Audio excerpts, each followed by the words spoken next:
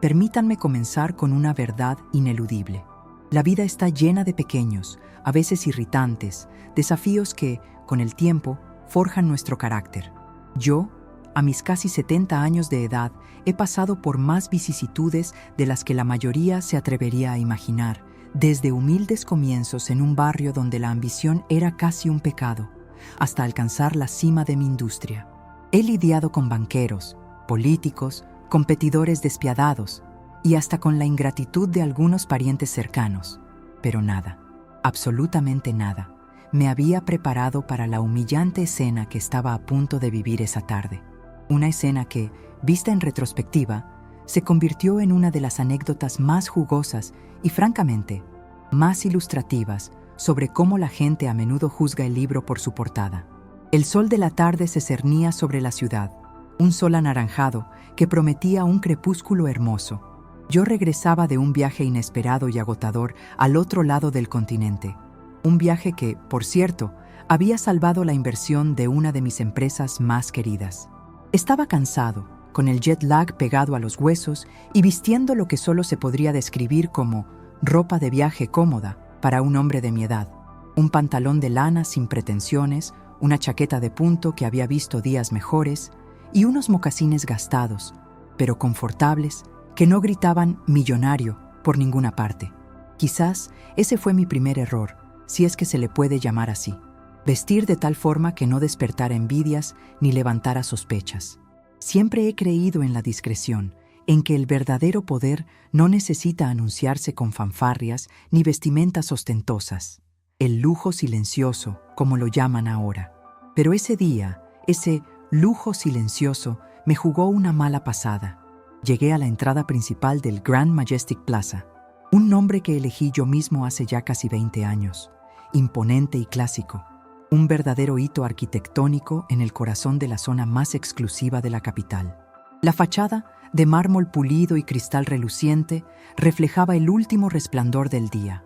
Era mi hogar lejos de mi casa principal, mi refugio de la vida pública y, lo más importante, era mío. Era el lugar donde había invertido no solo una fortuna, sino una porción incalculable de mi alma y mis sueños de juventud. Mientras caminaba, arrastrando mi pequeña maleta de mano, sí, todavía viajo con equipaje de mano, soy un hombre práctico, sentí el peso de las horas de vuelo.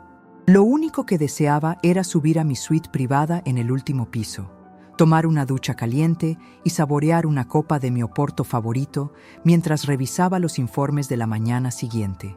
El plan era sencillo, demasiado sencillo, a decir verdad. Justo antes de que mis pies cruzaran el umbral de las majestuosas puertas giratorias de caoba y bronce, un obstáculo inesperado se interpuso en mi camino. Un hombre joven, robusto, uniformado con la impecable indumentaria de seguridad del hotel, se plantó frente a mí, con una expresión de autoridad recién adquirida que me hizo recordar mis días como joven empresario, cuando uno intentaba imponer respeto sin tener la experiencia para respaldarlo. Este guardia, permítanme llamarle Carlos, aunque su nombre es irrelevante para la historia, era nuevo, demasiado nuevo. Llevaba ese brillo en los ojos del que se cree con la potestad de un rey por llevar un distintivo en la solapa. Extendió su brazo derecho, un gesto que, aunque profesional, sentí como una barrera insalvable. Me detuve en seco, no tanto por su acción, sino por el asombro. Nunca, en 20 años, nadie en este hotel me había detenido. Los empleados antiguos, aquellos que vieron crecer al Grand Majestic Plaza conmigo, me conocían. Sabían quién era el que, a veces, aparecía de madrugada, sin previo aviso, y siempre tenía la última palabra. «Disculpe, señor», dijo con un tono que no admitía réplicas, con una arrogancia tan pulcra como su uniforme. «Las entradas de servicio y personal están por la parte de atrás. La entrada principal es solo para huéspedes registrados y visitantes de alta categoría». La frase me golpeó no por lo que dijo, sino por la implicación. ¿Me estaba confundiendo con un empleado? ¿Un repartidor? ¿Un vendedor ambulante que se había colado para ofrecer baratijas? La ofensa fue instantánea, pero mi reacción fue lenta. Lenta por el cansancio y lenta por el reflejo de una vida dedicada a no reaccionar impulsivamente, a calcular cada movimiento como una jugada de ajedrez. No quería montar un espectáculo, no era mi estilo, solo quería mi ducha. «Joven, creo que hay un malentendido», le dije con la voz baja y pausada que solo la experiencia otorga, la voz que he usado para calmar juntas directivas y cerrar tratos multimillonarios. «Voy a mi suite, soy un huésped de larga estancia». El guardia, Carlos, si se me permite la licencia de llamarlo así, me escudriñó de arriba a abajo con una mirada despectiva que se detuvo especialmente en mis zapatos cómodos. En su mente, mis mocasines gastados no cuadraban con la imagen de un huésped de alta categoría. El prejuicio, mis estimados amigos, es una enfermedad que afecta a todas las generaciones.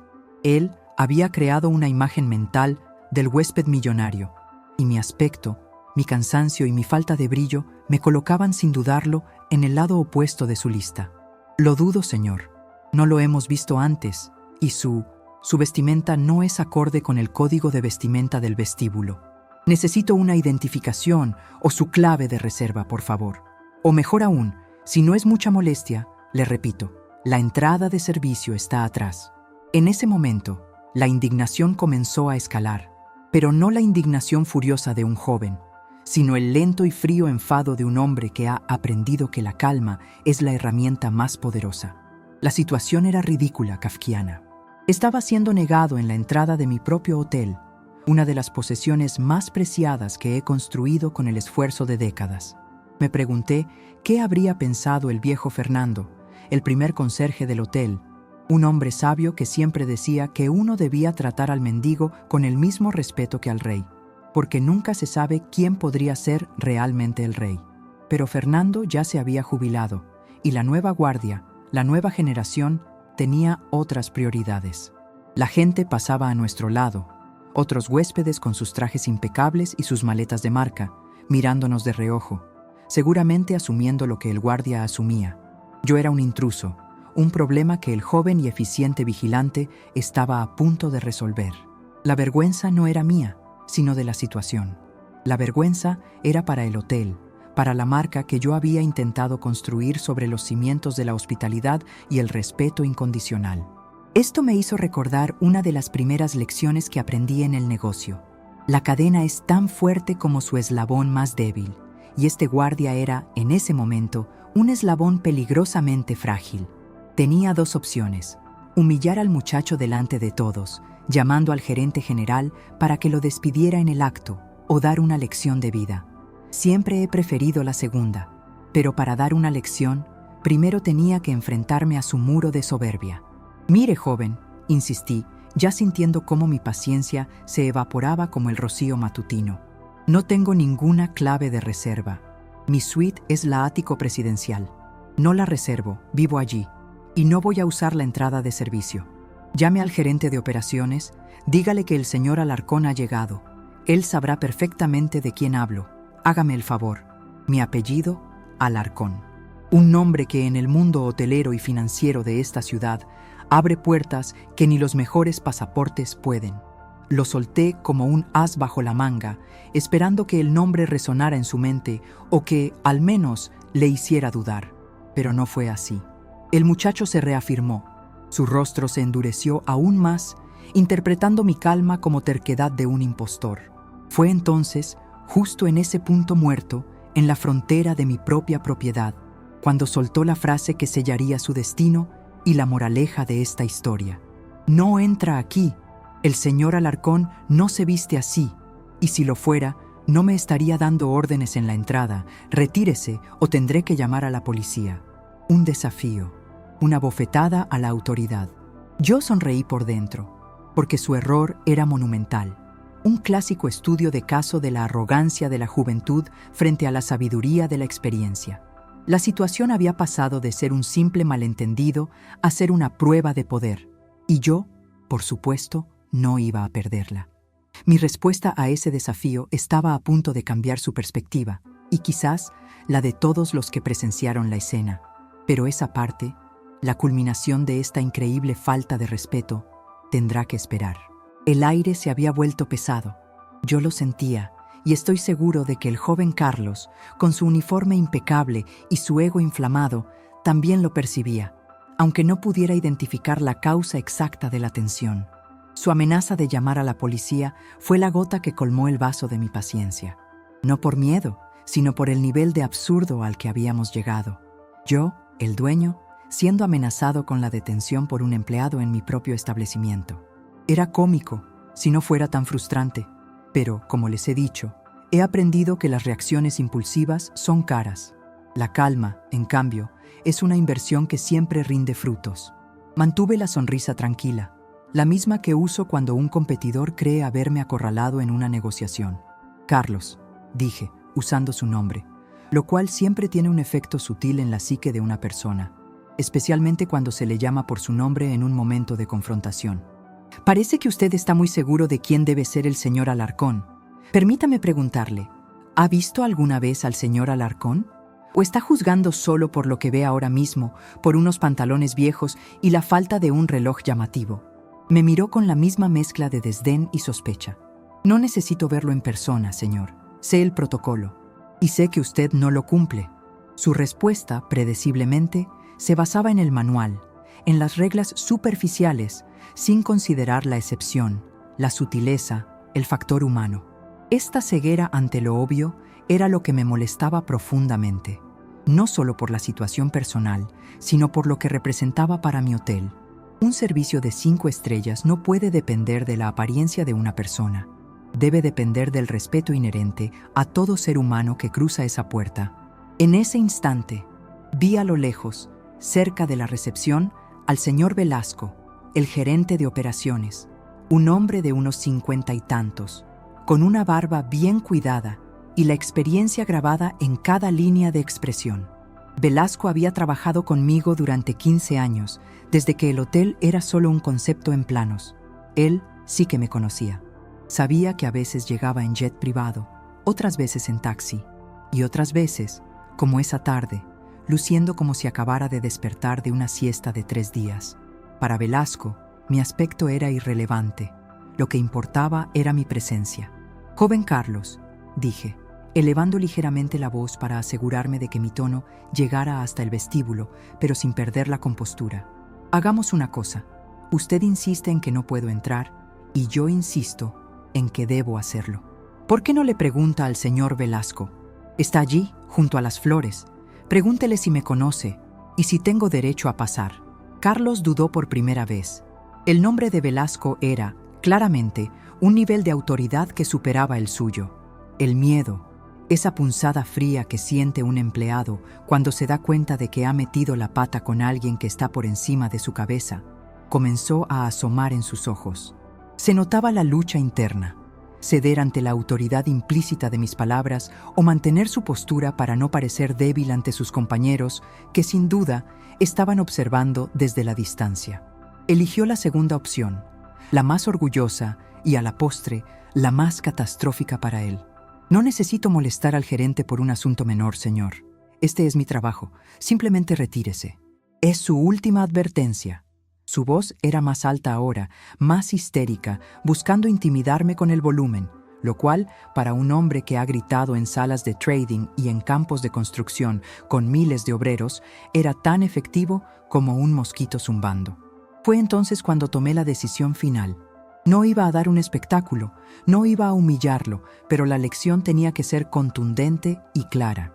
Tenía que ser un momento de enseñanza no solo para él, sino para todo el equipo del hotel.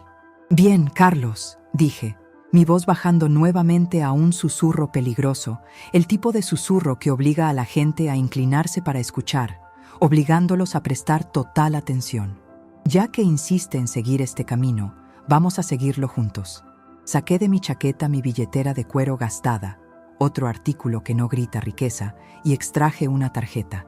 No era una tarjeta de crédito negra, ni una identificación, sino la tarjeta de acceso a mi suite y, más importante, a las áreas restringidas del hotel.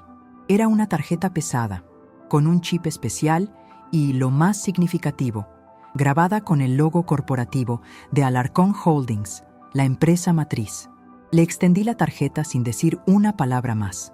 Me miró con recelo, como si temiera que el simple contacto fuera a contaminarlo. Finalmente, la tomó con la punta de los dedos.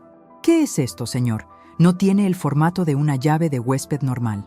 «Es mi llave», le confirmé.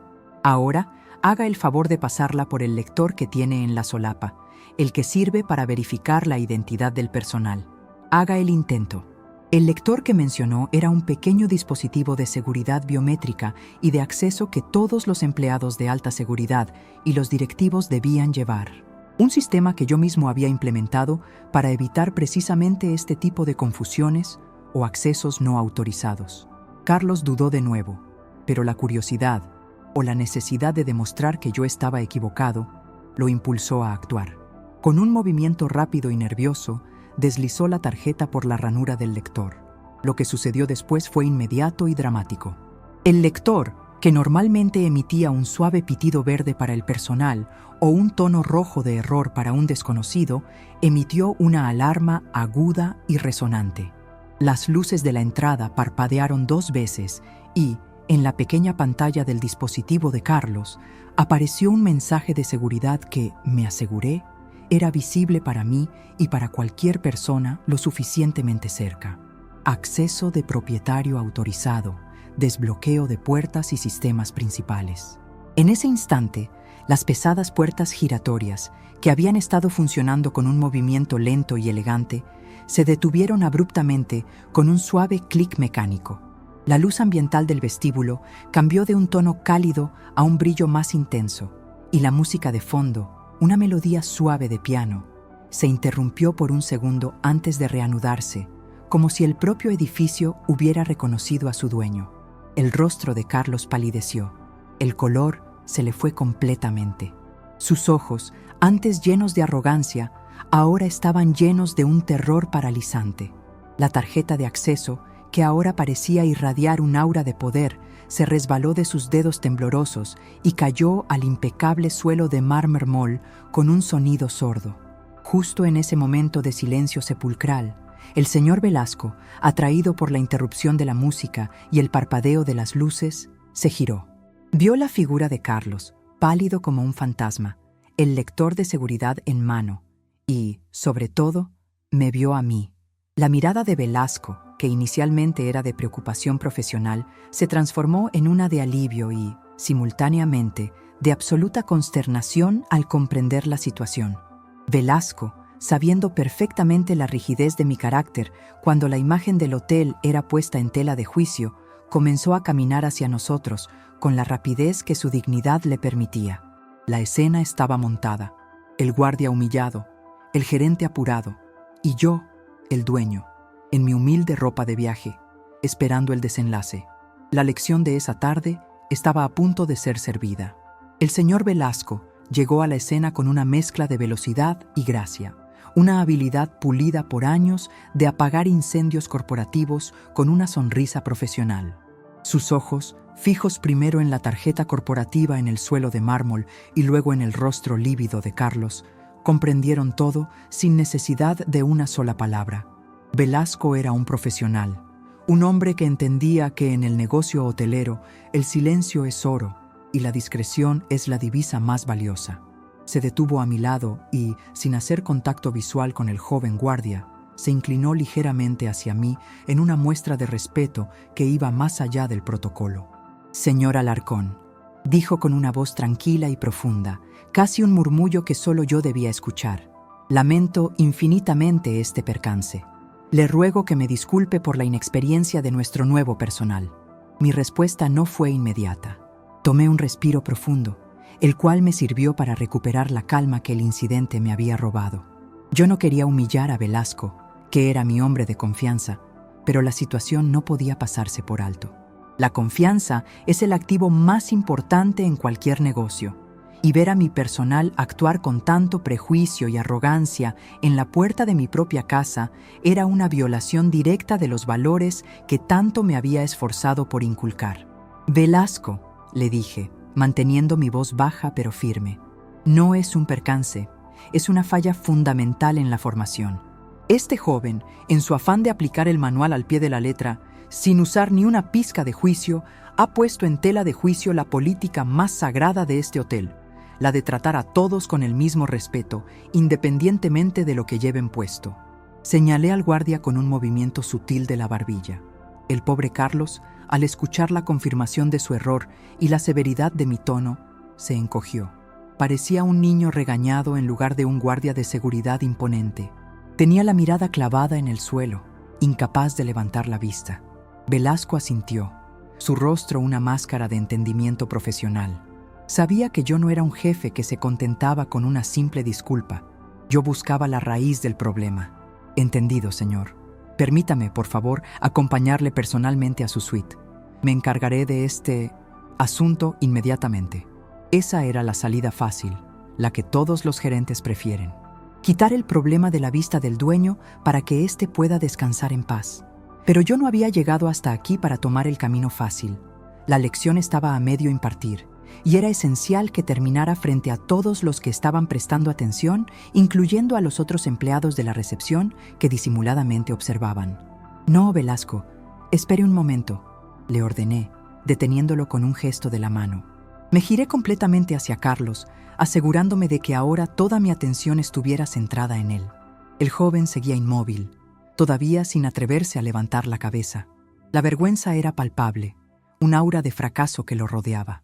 Me di cuenta de que, a pesar de su error, no había malicia en él, solo una inmensa inexperiencia y un exceso de celo. Y eso, mis amigos, es algo que se puede corregir. Me agaché lentamente, un gesto que, a mi edad, requiere una buena dosis de esfuerzo, y recogí la tarjeta de acceso del suelo. Al incorporarme, la sostuve entre mis dedos y le hablé directamente, sin rodeos, pero con una autoridad paternal. «Carlos», dije, y esta vez mi tono era más suave, menos acusador. «Míreme», levanta la cabeza. El joven titubeó, pero finalmente, con gran esfuerzo, levantó la mirada. Sus ojos estaban enrojecidos, llenos de lágrimas contenidas.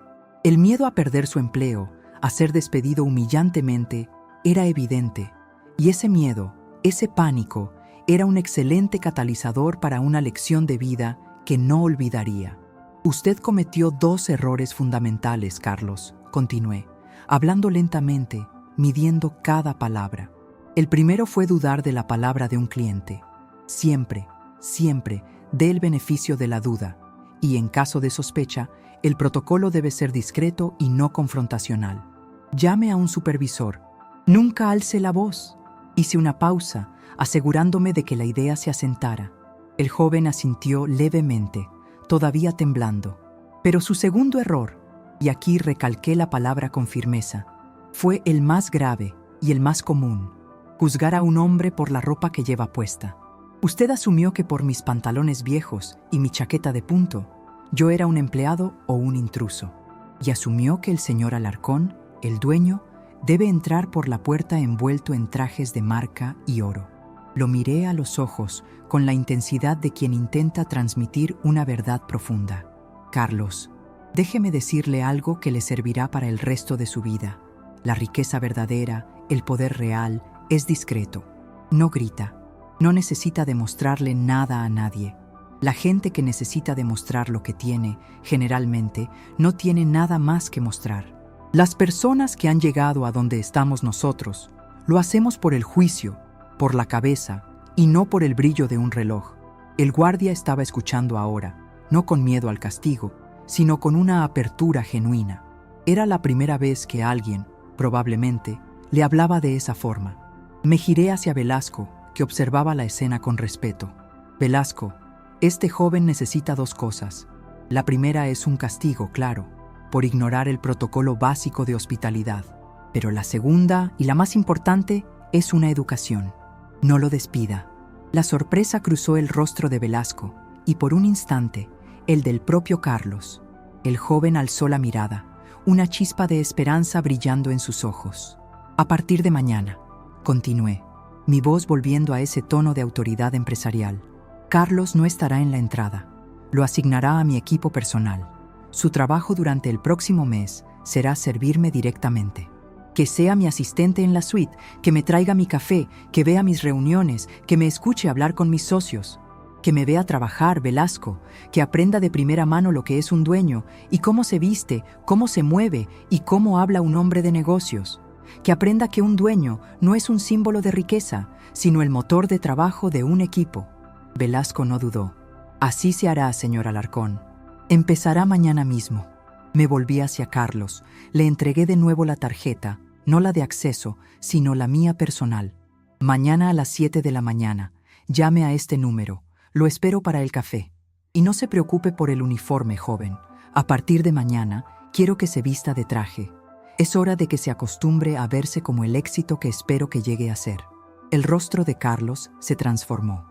Ya no había pánico, solo una gratitud y una determinación profunda. Un entendimiento de que había fallado, pero se le había dado una segunda oportunidad dorada. Yo, finalmente, crucé la puerta de mi hotel, sintiendo que no solo había llegado a mi casa, sino que también había cumplido con mi deber de mentor. La satisfacción de la venganza jamás se compararía con la de la enseñanza.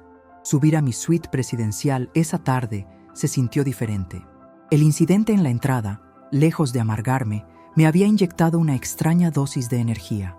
Mientras el ascensor de servicio, que siempre uso para evitar el espectáculo del ascensor principal, ascendía lentamente, dejando atrás los pisos de habitaciones de lujo, no pude evitar sonreír para mis adentros.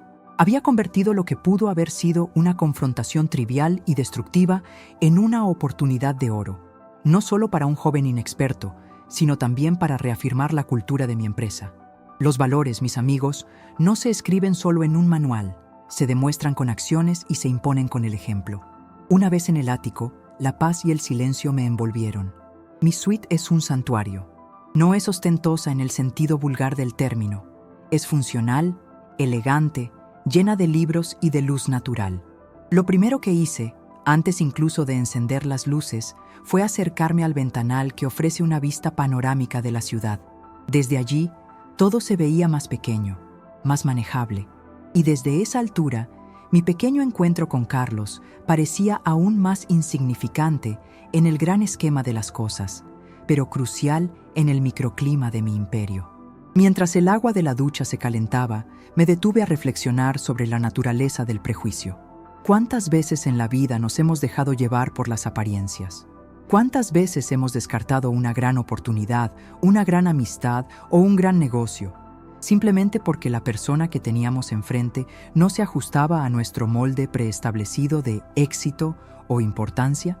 La historia de mi vida, y la de muchos de mis colegas, es una prueba de que el diamante a menudo se encuentra bajo una capa de fango. El hombre que se viste de seda puede estar pidiendo un préstamo, y el que viste de lana puede ser el dueño del banco. Es una ironía constante de la vida moderna que la gente olvide. Pensé en Carlos, el joven guardia. Estaba claro que había sido entrenado para detectar problemas y que, para él, un hombre con aspecto cansado y ropa simple a la hora pico en un hotel de lujo era un problema. Pero el buen juicio no es solo seguir un guión, es saber cuándo romperlo, cuándo ver más allá de las credenciales obvias. Su reacción, aunque equivocada, provenía de un deseo de hacer su trabajo bien, un celo excesivo que, dirigido correctamente, puede ser una virtud invaluable. Salí de la ducha, sintiéndome renovado. Me puse mi bata de seda favorita, la cual, irónicamente, costaba más que la chaqueta de punto que había causado todo el alboroto, y me dirigí al pequeño bar para servirme ese oporto que tanto anhelaba. La copa en la mano, caliente y reconfortante, me hizo pensar en la tarea que le había encomendado a Velasco, poner a Carlos a trabajar para mí. Esta no era una venganza disfrazada, era una inversión en capital humano. El joven tenía que aprender el valor de la humildad, sí, pero sobre todo, tenía que aprender qué era lo que realmente valía en mi mundo, que la toma de decisiones, las reuniones con socios importantes, la manera de negociar un contrato, son actividades que se llevan a cabo en silencio, lejos del bullicio del vestíbulo, que el poder no es el uniforme, sino la capacidad de cambiar la vida de una persona con una sola decisión, como la que acababa de tomar con él. Imaginé su cara mañana a las 7 de la mañana.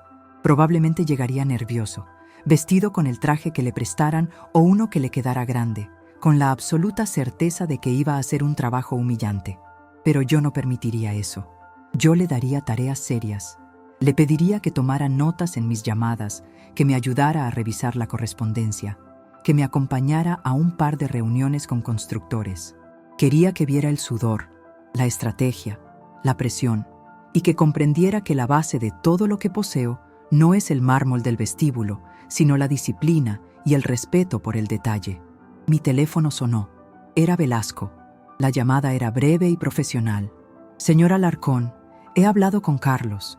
Está, como puede imaginar, profundamente arrepentido, pero también intrigado. Le he dado las instrucciones. Vendrá mañana a la hora indicada. También me aseguré de que todos los empleados de la recepción estén al tanto de lo sucedido, sin dramatismos. Utilizaremos esto como el ejemplo de formación más importante del trimestre. No más prejuicios basados en vestimenta. Excelente, Velasco, respondí. Asegúrese de que el mensaje sea claro, que lo que yo valoro en este hotel no son los objetos, sino la gente. Y la gente, la buena gente, tiene la capacidad de aprender. Al colgar, me senté en mi sillón de cuero y contemplé el vino. La vida es una serie de pruebas, algunas grandes, otras pequeñas. La prueba que me puso ese joven guardia de seguridad fue pequeña, pero la respuesta que di fue de gran magnitud. Pude haber sido un tirano, pero elegí ser un mentor. Pude haberlo despedido y haberme olvidado del incidente, pero elegí convertirlo en una historia, en una leyenda interna que se contaría entre los empleados. La leyenda del dueño, que entra vestido de vagabundo para probar la humildad de sus empleados. Aunque no lo hice intencionalmente, el resultado fue el mismo. Una lección inolvidable sobre el verdadero significado de la autoridad y la riqueza. Y es precisamente este tipo de sabiduría tranquila, este manejo magistral de las situaciones adversas, lo que separa a los grandes líderes de los simples jefes. Mañana, Carlos no solo conocería al señor Alarcón, conocería el motor que mueve un imperio. Y eso, mis amigos, era una lección que valía mucho más que cualquier sueldo que yo pudiera pagarle. La anticipación de ese primer encuentro, de ese cambio de roles, me hizo terminar mi oporto con una sensación de triunfo silencioso y profundo. La mañana siguiente se levantó con un cielo despejado, un presagio de la intensidad que traería el día.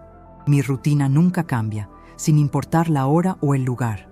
Despertar antes del amanecer, una hora de lectura y meditación, y luego el café. Pero esa mañana, el ritual tenía un componente extra, la espera. Esperar a Carlos, el exguardia, ahora mi aprendiz por un mes. La idea de tener a un joven tan lleno de prejuicios bajo mi ala me llenaba de una energía casi juvenil. Siempre he creído que la mejor forma de enseñar es a través de la inmersión total. No se aprende a nadar leyendo un libro, se aprende tragando agua. A las 7 en punto, el timbre de mi suite sonó con una timidez que contrastaba con la arrogancia de la tarde anterior. Yo ya estaba vestido con mi traje de negocios habitual, sobrio, hecho a la medida. El tipo de ropa que no llama la atención, pero que se siente como una segunda piel. Abrí la puerta. Ahí estaba Carlos. Se había esforzado visiblemente. Llevaba un traje oscuro que, aunque parecía ligeramente rígido y tal vez prestado, estaba inmaculado. Su cabello estaba peinado con esmero y, a diferencia del día anterior, no llevaba el uniforme de seguridad, sino una corbata y una camisa blanca. Parecía más joven, más vulnerable, y por primera vez me miró a los ojos, con una mezcla de nerviosismo y una chispa de respeto genuino. «Buenos días, señor Alarcón», dijo en voz baja, casi temblorosa. Su voz ya no tenía la autoridad impostada del día anterior. Ahora era la voz de un hombre que ha sido humillado y se le ha dado una oportunidad de redención. «Pase, Carlos», le indiqué con un gesto tranquilo. «El café está listo. Siéntese».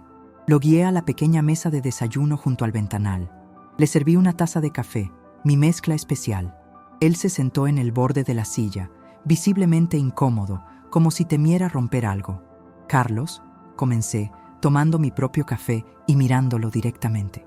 «Quiero que entienda algo. Usted no está aquí para servirme, ni para ser castigado. Usted está aquí para aprender. Lo que pasó ayer fue una lección para usted y también para mí. Usted pensó que el dueño de este hotel debía ser un hombre de pompa y brillo. Yo quiero que usted vea que el verdadero trabajo, el que construye imperios, no es glamoroso. Es difícil, Es meticuloso y a menudo es solitario. Le di mi agenda del día. Hoy tenemos 3 cosas. Una teleconferencia con Singapur a las 9, la revisión de los planos del nuevo spa a las 11 y un almuerzo con el alcalde a la 1:30. Usted estará en todas ellas. Quiero que tome notas, no solo de lo que se dice, sino de cómo se dice. Fíjese en el lenguaje corporal, en las pausas. Entienda que un negocio no se hace con dinero, sino con la confianza y las palabras. El joven abrió los ojos, asombrado. Se notaba que esperaba tareas mundanas, no estar inmerso inmediatamente en el núcleo de las operaciones del imperio. Su rostro mostraba una emoción que yo había visto miles de veces, el despertar de la ambición, el darse cuenta de que el mundo real de los negocios era mucho más complejo y fascinante que la teoría. Señor, yo estoy agradecido por esta oportunidad. Lamento profundamente mi error de ayer, me dijo, con una sinceridad que me conmovió. No me lo diga a mí, Carlos. Demuéstremelo con su trabajo. Y no se disculpe por su error. La inexperiencia se perdona. Lo que no se perdona es la falta de voluntad para aprender. Y en cuanto a su error, le voy a dar una tarea muy simple para empezar. Vaya a la cocina de servicio ahora. Pida a la chef que le prepare un desayuno completo, como si fuera para un huésped importante. Vuelva aquí y lo comeremos juntos mientras revisamos los titulares de los periódicos. Esta orden, aparentemente sencilla, tenía un doble propósito. Primero, obligarlo a interactuar con otro departamento, a usar un tono de respeto y profesionalismo, y a verse a sí mismo no como un guardia, sino como parte de la administración. Segundo, era un gesto de hospitalidad, una forma de romper la barrera y demostrarle que en mi mesa no había rangos. Carlos se levantó y salió de la suite con una determinación renovada. Ya no era el mismo hombre que entró. La presión de la responsabilidad, mezclada con la gratitud, lo había transformado en un lapso de 15 minutos. Cuando regresó, unos 20 minutos después, lo hizo con una bandeja impecable, el desayuno presentado con el arte que solo una cocina de 5 estrellas puede lograr. Él mismo me sirvió, con una destreza que rápidamente estaba adquiriendo, y nos sentamos a comer. Durante el desayuno hablamos, no de negocios, sino de su vida, de su familia. Descubrí que era un joven con grandes sueños, que trabajaba para pagar sus estudios de administración de empresas y que su celo en la entrada era el resultado de una presión autoimpuesta por destacar. Le conté una anécdota de mis inicios, de cuando yo era un joven empresario y fui tratado como un cualquiera por un inversor pomposo. Esa experiencia, le dije, fue el día que decidí que mi riqueza nunca sería visible en mi muñeca, sino en la calidad de mis decisiones. No olvide nunca ese sentimiento, Carlos. Nunca trate a nadie como menos de lo que usted quiere ser tratado. El resto del día fue un torbellino de actividades. Carlos tomó notas con una concentración feroz durante la videollamada con Asia, donde discutimos una inversión que ascendía a millones de dólares. Luego, en la revisión de los planos, me ayudó a detectar un error de diseño en la ventilación del jacuzzi, un error que a mí, con la vista cansada, se me había pasado. Yo lo corregí de inmediato, dándole crédito. ¿Ves, Carlos? Tu error de ayer fue un error de prejuicio, pero tu acierto de hoy es una prueba de que tienes un buen ojo y una mente aguda. Eso es lo que yo valoro. Al final del día, después de la reunión con el alcalde, que fue tensa y diplomática, Carlos se quedó en mi oficina temporal, exhausto, pero radiante. Había visto la cara real del poder. No era brillo y arrogancia, era agotamiento mental y negociación constante. Y al despedirse esa noche, le entregué una copia de un libro que había sido fundamental en mi formación, El arte de la guerra de Sun Tzu. Léalo, le dije, y recuerde, la mejor batalla es la que no se libra, y la mejor inversión es la que se hace en las personas. Su mes de aprendizaje apenas comenzaba, pero sabía que el Carlos que me había bloqueado la entrada el día anterior había quedado atrás. Se había transformado, no por mi dinero o mi poder, sino por la oportunidad de ver la vida desde otra perspectiva. El mes de Carlos como mi asistente personal fue una revelación, tanto para él como para mí. Lo observé pasar de ser un joven nervioso, obsesionado con las reglas superficiales, a un hombre joven con criterio, capaz de anticipar mis necesidades y, lo más importante, de ver la esencia de las personas más allá de sus apariencias. Él vio cómo manejaba la presión, cómo delegaba la autoridad y cómo incluso los errores podían convertirse en lecciones valiosas. Se dio cuenta de que la suite presidencial no era solo un lugar de descanso, sino una oficina de guerra, donde las decisiones se tomaban con base en la lógica fría y no en las emociones. Aquel primer día fue solo el comienzo de una inmersión total. Lo llevé a reuniones cruciales con arquitectos que diseñaban mi próxima adquisición, una cadena de hoteles en la costa. Le permití escuchar mis discusiones telefónicas con mi abogado principal sobre estrategias fiscales complejas. Incluso, en una ocasión, cuando tuve que hacer una donación considerable y anónima a un orfanato de la ciudad, le pedí que me acompañara. Fue en ese momento, viendo la gratitud sincera de las monjas y el rostro de asombro de los niños, que entendió verdaderamente dónde residía el poder. No en la capacidad de tener dinero, sino en la capacidad de hacer el bien con él. Durante esas 4 semanas, yo no solo le enseñé de negocios, él me recordó la pasión.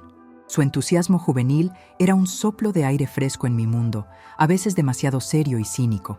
Me hacía preguntas que mis ejecutivos senior ya no se atrevían a hacer.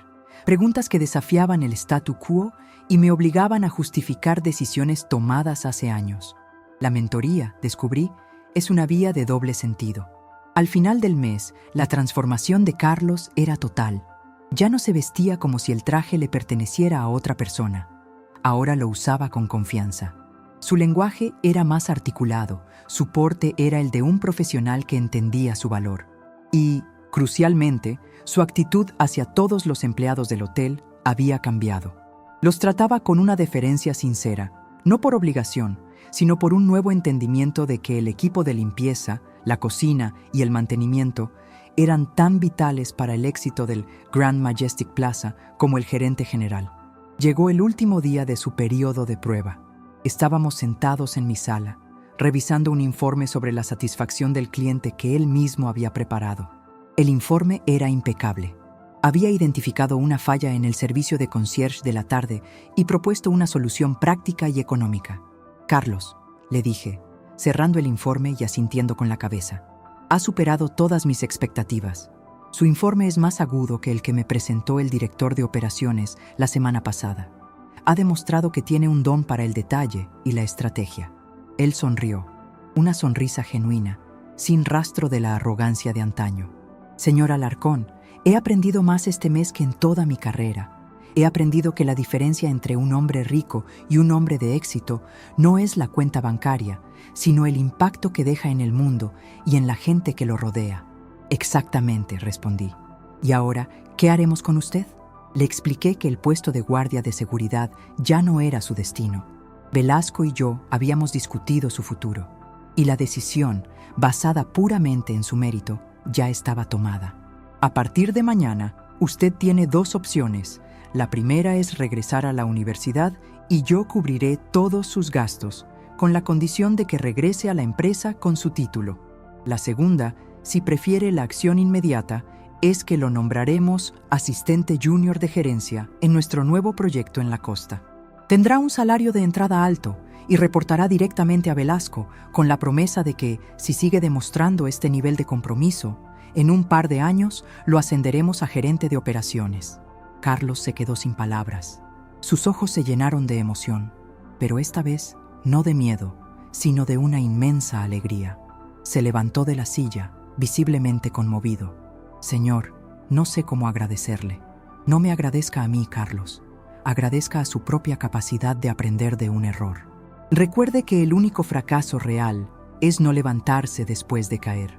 Elija la opción que elija, tiene un lugar en esta empresa».